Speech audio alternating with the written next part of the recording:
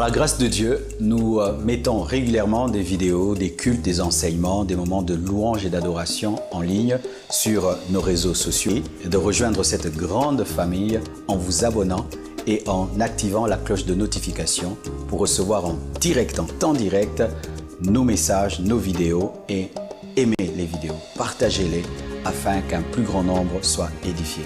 Que Dieu vous bénisse. Amen.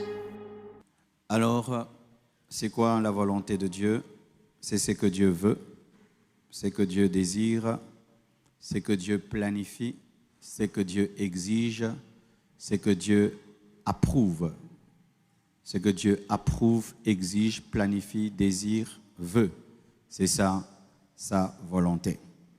Vous devez savoir qu'il y a 4 volontés de Dieu. C'est pourquoi je parle des volontés de Dieu, les volontés de Dieu. Il y a 4 volontés de Dieu. Il y a la volonté souveraine de Dieu, la volonté morale de Dieu, la volonté spécifique de Dieu et la volonté permissive de Dieu. La volonté permissive de Dieu, la volonté spécifique de Dieu, la volonté morale de Dieu et la volonté souveraine de Dieu. Amen. On va parler de ces 4 volontés et puis nous allons parler sur comment connaître la volonté parfaite de Dieu. Alors, souvent, lorsque nous parlons de la volonté souveraine de Dieu, nous parlons de la volonté parfaite de Dieu. La plupart des temps, quand on dit la volonté parfaite de Dieu, la volonté parfaite de Dieu, c'est ça la volonté souveraine de Dieu. La volonté souveraine de Dieu, c'est sa volonté parfaite.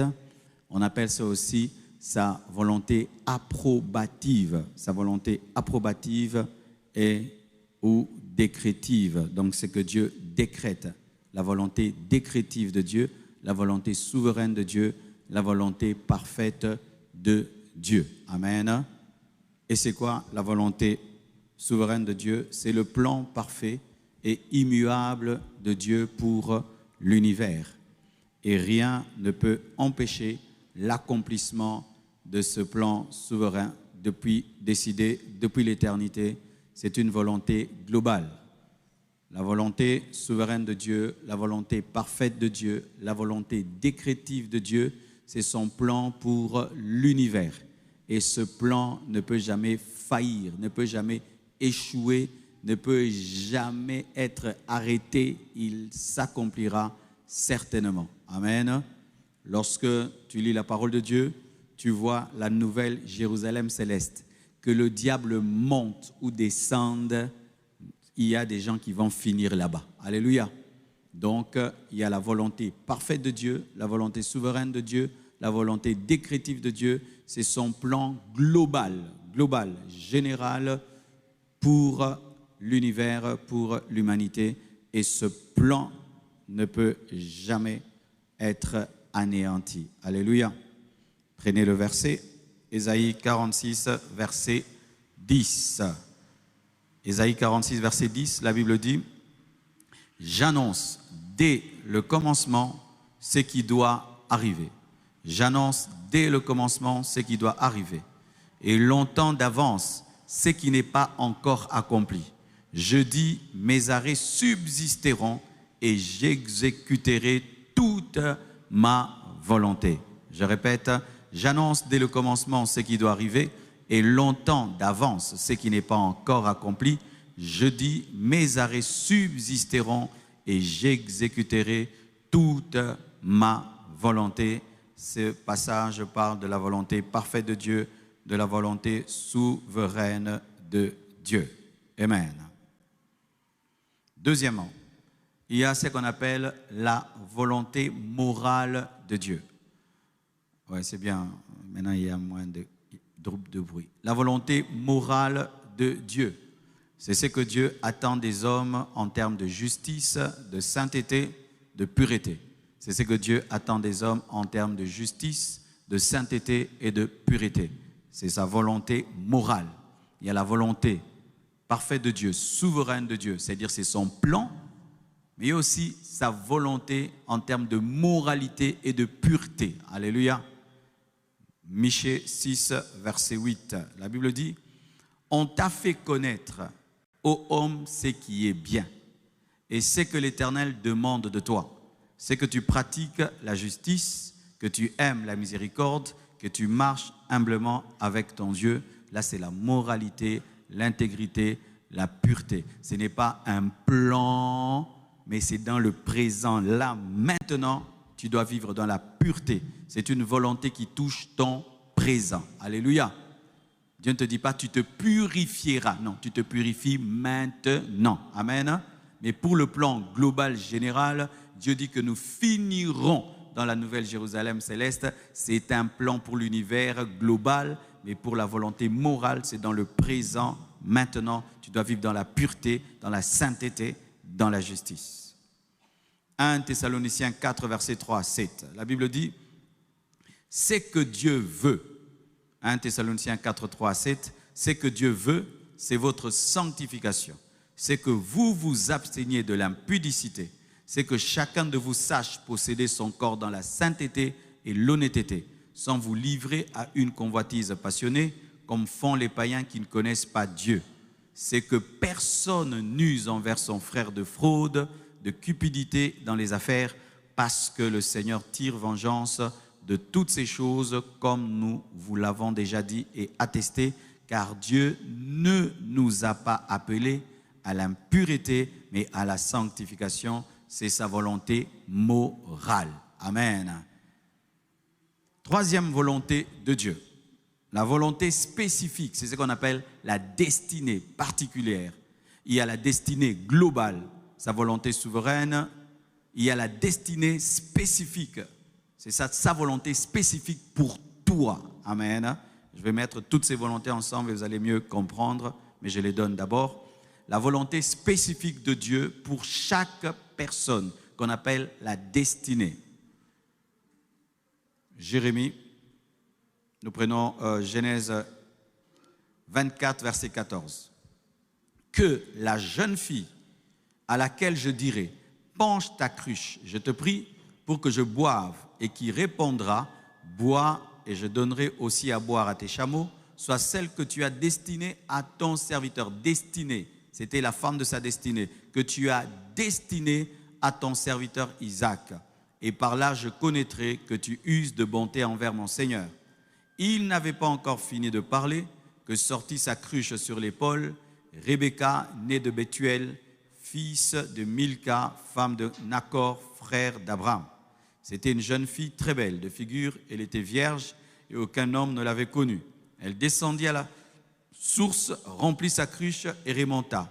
Le serviteur courut au-devant d'elle et dit, « Laisse-moi boire, je te prie, un peu d'eau de ta cruche. » La volonté parfaite de Dieu souveraine pour Isaac, c'était qu'il finisse au ciel. Amen. Mais dans sa destinée, il y a maintenant une volonté précise. Il doit épouser Rebecca. Amen. Ça, ce sont des choses qui ne sont pas en général. Amen. En général, nous tous, on doit finir au ciel. Amen. En général, nous tous devons être enlevés. Ça, c'est le grand plan. Mais dans le grand plan, il y a des petits plans précis qui sont des volontés particulières qu'on appelle ta destinée. Amen. C'est-à-dire, tu dois connaître la volonté globale, générale de Dieu. Nous devons aller au ciel, nous devons être enlevés, mais tu dois aussi connaître la volonté particulière pour toi, comme là Isaac devait épouser seulement Rebecca. Sa destinée, c'était avec Rebecca, mais nous voyons maintenant la moralité, elle était vierge, elle était pure. Amen. Nous voyons une combinaison dans sa vie. La destinée de Rebecca, c'était d'épouser Isaac, mais aussi la volonté de Dieu, c'était qu'elle soit pure, qu'elle soit vierge. Amen. Donc, il faudrait respecter ces trois volontés dans ta vie. Il y a la volonté globale, c'est le grand plan. Il y a la volonté morale, c'est ta pureté maintenant. Il y a aussi la particularité par rapport à ta vie, c'est que Dieu attend que tu sois dans le plan global. On peut mettre en place une grande stratégie, mettons dans une équipe, nous devons marquer, c'est le plan global. Nous devons gagner, c'est le plan global. Mais toi, tu seras numéro 8,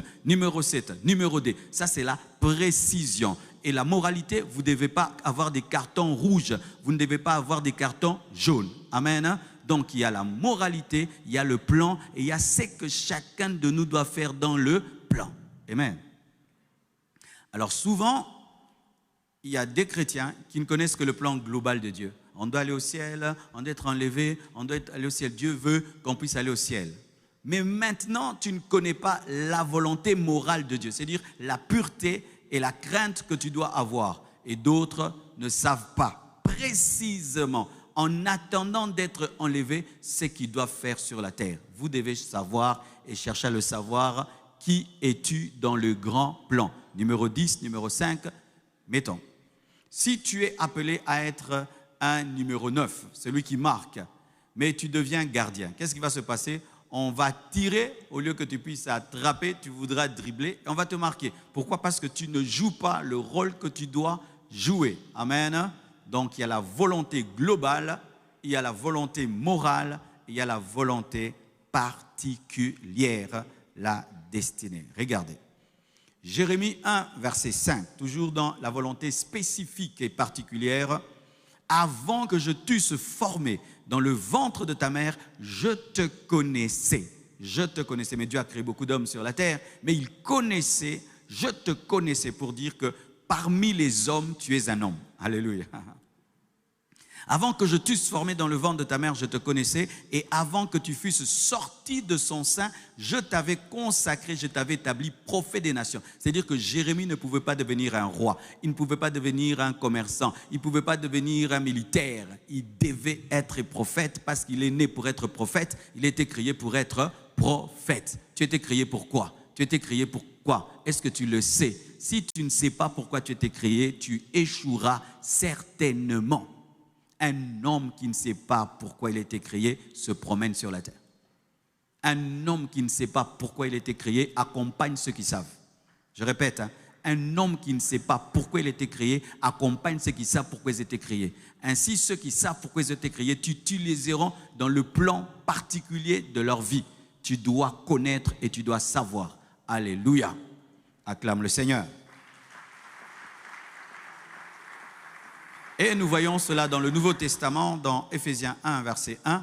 La Bible dit, Paul, apôtre de Jésus-Christ par la volonté de Dieu, aux saints qui sont à Éphèse et aux fidèles en Jésus. Lorsque Paul a été créé, il est né, c'était pour être apôtre, pas pour être pasteur, pas pour être évangéliste, pas pour être diacre, mais pour être apôtre. Mais étant apôtre, il touchait à l'enseignement, il touchait à l'évangéliste, il touchait au prophète. Amen. Mais sa destinée, son ministère, c'était apôtre. Lorsque tu as un appel de Dieu, tu ne dois pas faire ce que tu veux, mais tu dois faire ce que Dieu veut.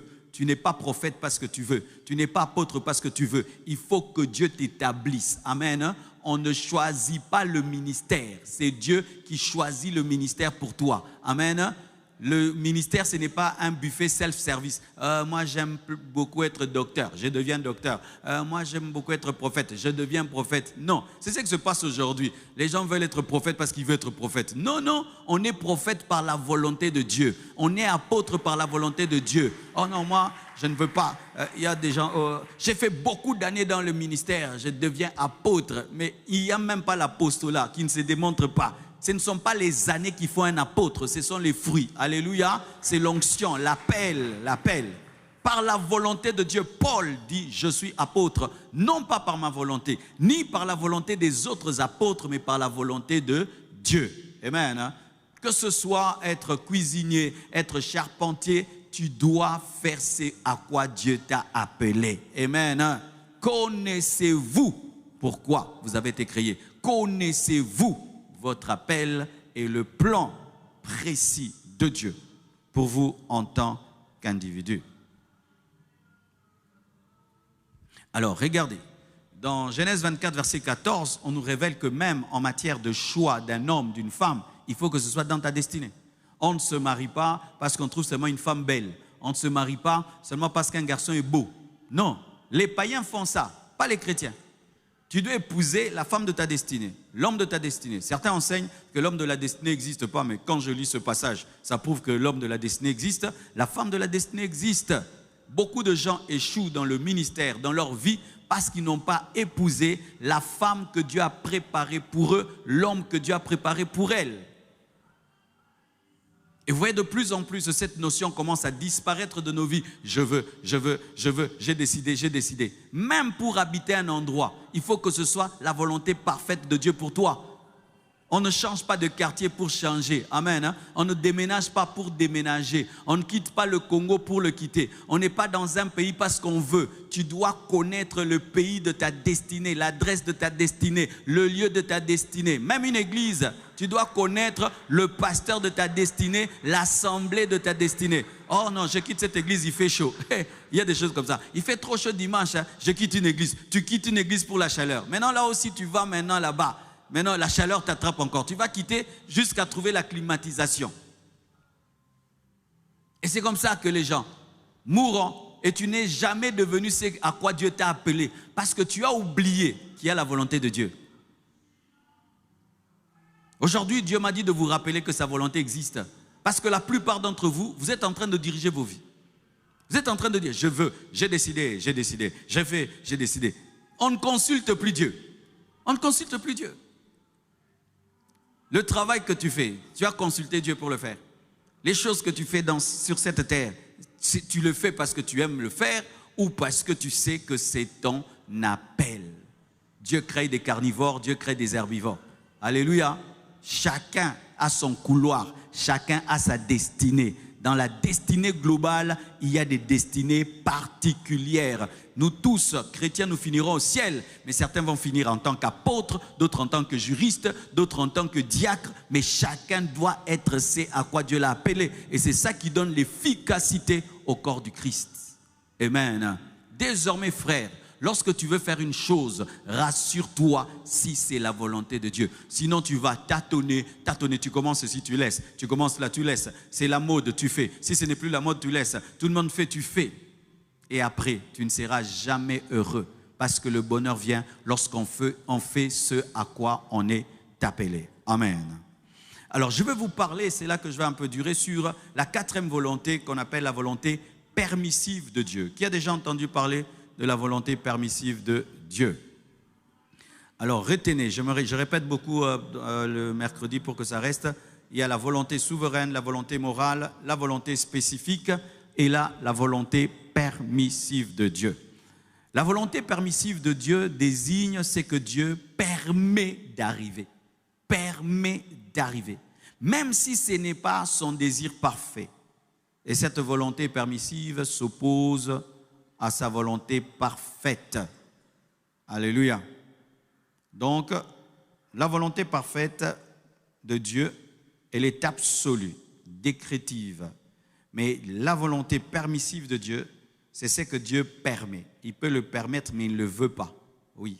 Dieu peut permettre une chose, mais ce n'est pas sa volonté parfaite. Dieu peut laisser faire quelque chose, mais ce n'est pas son plan parfait. Dieu peut laisser des événements se produire, mais ce n'est pas son plan parfait. Pourquoi Dieu le fait? Prenez des exemples. Par exemple, le péché et le mal dans le monde. Dieu n'approuve pas le mal, mais il permet que les hommes fassent le choix, même mauvais. Pourquoi? Parce que nous avons été créés libres. Amen. Hein? Tu décides, désormais, je ne veux plus prier. Dieu ne va pas te forcer. Désormais, je n'irai plus à l'église. Dieu ne va pas te forcer. Désormais, je vais commencer à être meurtrier. Dieu ne va pas te forcer. Alléluia. Dans la volonté permissive, il y a le respect de ta volonté. Si ta volonté a décidé de faire le contraire de la volonté parfaite de Dieu, tu entres dans la volonté permissive. Dieu te laisse faire. Mais ce n'est pas parce qu'il te laisse faire qu'il est d'accord. Alléluia. Il y a des gens qui disent, des fois je ris, hein, si c'est que je fais mal, que Dieu me tue. Il y a des gens qui disent comme ça. Et comme ils ne meurent pas, donc c'est bien. Ah, combien de sorciers se sont envolés la nuit? Ils ne sont pas morts. Alléluia. Ce n'est pas parce que tu vis que Dieu est d'accord avec toi.